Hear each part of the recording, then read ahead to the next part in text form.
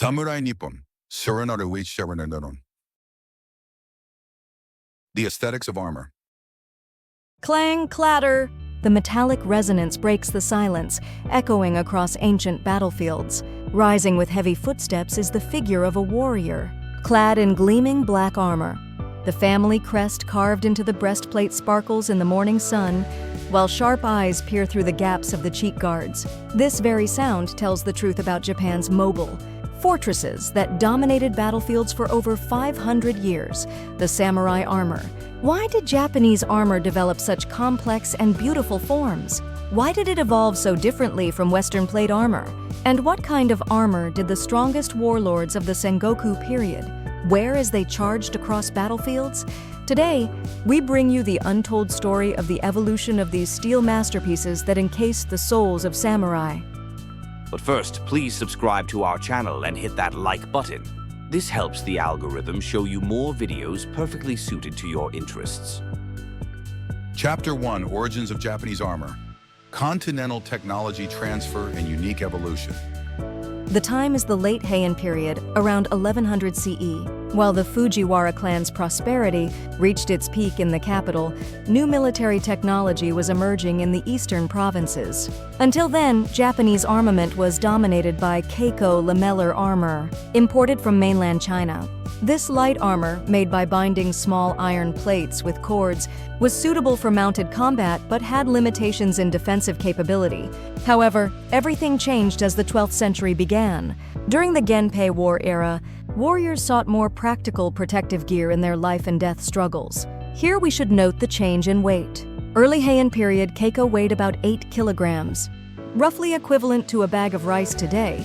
But by the Kamakura period, the o-yoroi great armor reached 25 kilograms for a full set, nearly the same weight as a modern electric bicycle. Why was such heavy armor necessary? The answer lies in the improved power of bows and arrows.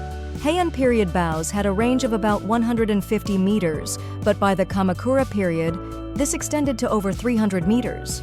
Arrow penetration power also dramatically increased, making traditional light armor insufficient for protecting lives. The o-yoroi's greatest characteristic lay in its unique shape. Box-like when viewed from the front, greatly curved from the side. This design was premised on mounted combat, with innovations throughout to avoid hindering movement on horseback. Particularly revolutionary was the kusazuri, the waist area protection. By binding numerous kozain small plates together with odoshi lacing cords, it could flexibly adapt to both sitting and standing positions. This technology became the foundation for future armor development. Chapter 2, Sengoku period armor revolution. The great shift to combat priority. The era enters the Sengoku period of the 1500s. Following the Onin War, the Japanese archipelago was engulfed in storms of warfare. During this era, armor underwent dramatic changes. Practicality over beauty, group combat over individual dueling became the top priorities. The most important change in Sengoku armor was the birth of tosei-gusoku, contemporary armor. While traditional o-yoroi required 2 years to manufacture, tosei-gusoku could be completed in about 3 months. This was the result of design changes premised on mass production. By simplifying the complex process of lacing kozain together and using larger iron plates, manufacturing efficiency was dramatically improved. Weight was also significantly reduced. From o-yoroi's 25 kilograms, tosei-gusoku dropped to 18 kilograms, about the weight of water bottles carried by modern marathon runners. However, defensive power actually improved alongside weight reduction. The secret behind this seemingly contradictory phenomenon was improved iron quality. During the Sengoku period, Japan's iron-making technology advanced dramatically, particularly through innovations in tatara, iron making. Higher purity steel could be stably produced. Using this high-quality steel-enabled armor that was both thin and resilient, let's examine the armor of famous generals. Wasugi Kenshin's armor was a lightweight type emphasizing battlefield mobility. Despite weighing only 12 kilograms total, it had rational design that reliably protected vital points. Conversely, Kato Kiyomasa's armor was heavy-duty, reflecting combat experience from the Korean campaigns. Particularly interesting was the Korean campaign specification with moisture, countermeasures, and anti-rust treatments. Most distinctive was probably Date Masamune's armor. Black lacquer with gold decorations, topped with a crescent moon, Meidate front crest. This wasn't mere decoration, but practical innovation for battlefield identification. Chapter 3. Technological Innovation. Brought by firearms, armor's response to guns. In Tenbun 12, 1543, firearms arrived at Tanegashima. From this moment, Japanese armor was forced into fundamental changes once again. Traditional defenses against bows and arrows could not stop musket balls. Firearm power was overwhelming. Range exceeded arrows 300 meters to over 500 meters, with penetration power more than 10 times greater. How did Sengoku warlords confront this new threat? The answer was developing firearm-resistant armor. The first countermeasure was armor plate thickening. Traditional armor plates were about 2 millimeters thick, but firearm-resistant versions increased to 4-6 millimeters. This is roughly the same thickness as modern carbonnates. However, problems arose. Thicker armor increased weight, reducing mobility. Sengoku warlords faced the eternal challenge of the defense-mobility trade-off. The solution was the philosophy of localized defense. Rather than protecting the entire body equally, vital areas, heart, lungs, aorta, received priority protection. The torso center got thick armor, while limbs prioritized mobility with thinner protection. This conceptual shift enabled practical firearm-resistant armor. Oda Nobunaga was one warlord who actively adopted this technology. Oda Force's armor used at the Battle of Nagakure was designed for musket warfare. Particularly the Ashigaru foot soldiers' domaru was revolutionary equipment, balancing mass production with firearm defense. Fascinating are the trial shooting traces left on armor from this era. Armorers actually shot completed breastplates with muskets, leaving dent marks as proof of non-penetration. These Shigeki-kan trial shooting marks served as quality assurance seals. In modern terms, like automotive crash safety tests. Chapter 4. Tales of Great Generals' Armor. Steel aesthetics that ruled battlefields. By the late Sengoku period, armor had become more than mere protective gear. It demonstrated military prestige, boosted subordinates' morale, and intimidated enemies. Truly what could be called wearable castles. Toyotomi Hideyoshi's Barin Ushiro Datetsuki Kabuto, Iris rear crest helmet exemplifies this. The massive 62-centimeter rear crest maximized battlefield visibility. This height, equivalent to a 20-story modern skyscraper, allowed identifying Hideyoshi's location from 200 meters away. However, this rear crest had practical problems. Wind resistance was substantial, placing great strain on the neck during high-speed mounted movement. So Hideyoshi's armorer made the crest from lacquered wood, with hollow construction for weight reduction. Sanada Nobuyuki Yukimura's armor showed different innovations. The vermilion lacquered armor used at the Siege of Osaka was also a psychological warfare tool, using the most conspicuous red color overall, aimed for intimidation effects on enemies. Moreover, this vermilion had practical meaning. It made bloodstains less visible, maintaining fighting spirit even when wounded. Kuroda Nagamasa's armor strongly reflected combat experience from the Korean campaigns. The main feature was strengthened nodowa, throat protection. Korean archery had developed techniques targeting throats and necks to counter Woku Japanese pirates. To respond, Japanese armor significantly reinforced neck area defense, traditionally given less attention.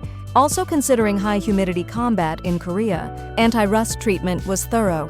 Using persimmon tannin under lacquer and regular oil application extended armor lifespan dramatically. Perhaps most technically superior was Honda Tadakatsu's armor, known for his Kashira Nowaki date Kabuto antler side crest helmet. Noteworthy was its weight reduction technology. Despite weighing only 13.8 kilograms, defensive power matched heavy armor. The secret lay in Sashikasane layered overlay technique. Vital areas had double or triple iron plate layers, while other areas remained single layer. This localized layering achieved maximum defensive effect. With minimum necessary weight, wearing this armor, Tadakatsu participated in 57 battles throughout his life, without a single wound. This legendary record demonstrates the armor's exceptional performance. Chapter 5. Edo Period to Meiji Restoration. Armor's End and Eternal Aesthetics. In Keicho 8-1603, Tokugawa Ieyasu established the Edo shogunate. From this moment, Japanese armor followed a new destiny. With dramatically reduced combat opportunities, armor transformed from practical equipment to ceremonial items and artworks. Edo period armor makers faced fundamental demand changes. Rather than battlefield life or death practicality, elegance and beauty for daimyo processions and ceremonies became requirements. This change had major technical impacts. Mass production and repair ease, priorities for combat armor, became unnecessary, while decorative techniques developed to extremes. Metalworkers, lacquerers, and leather craftsmen collaborated to create numerous armor pieces truly deserving the name artworks. Particularly noteworthy was the retro-style armor trend. Gorgeous armor modeled after Heian period o-yoroi was mass-produced from mid to late Edo period. These completely ignored practicality, pursuing only decorative beauty as ultimate crafts. In modern value terms, complete sets cost hundreds of millions of yen, enough to purchase dozens of luxury cars. However, armor's technical legacy was inherited in unexpected forms. After the Meiji Restoration, Japan was forced to adopt modern military technology. At this time, armorers' metalworking skills and protective equipment knowledge were applied to manufacturing modern military gear. Particularly in bulletproof vest development, armor's localized defense philosophy played crucial roles. The concept of prioritizing vital area protection while ensuring mobility became the foundation for modern personal equipment design. Also, precision metalworking techniques cultivated through armor production contributed to Meiji Japan's industrial development. Records show former armorers active as technicians in watchmaking and precision machinery industries. Even today, this technical tradition continues. From automobile body design's impact absorption structures to aircraft lightweight high-strength material development and even spacesuit design, the philosophy of balancing defense and mobility, cultivated through armor lives on. Ending.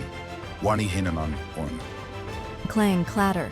The metallic sound returns, but this time it seems to come from armor housed in museum display cases amid perfect silence. Armor that protected Japanese warriors for over 1,000 years. Tracing its evolutionary path reveals it was a crystallization of Japanese aesthetic sense and technical prowess, transcending mere weapons and protective gear. Pursuing practicality while never forgetting beauty. Protecting individual lives while enhancing collective combat efficiency. Reconciling contradictory demands through advanced technology, this was the essence of Japanese armor. We modern people have much to learn from our predecessors. When facing difficult challenges, finding solutions through creativity and ingenuity like armorers. Wisdom for harmonizing various values, beauty and practicality, individual and collective, tradition and innovation. Armor disappeared from battlefields, but its spirit continues living in Japan's manufacturing today.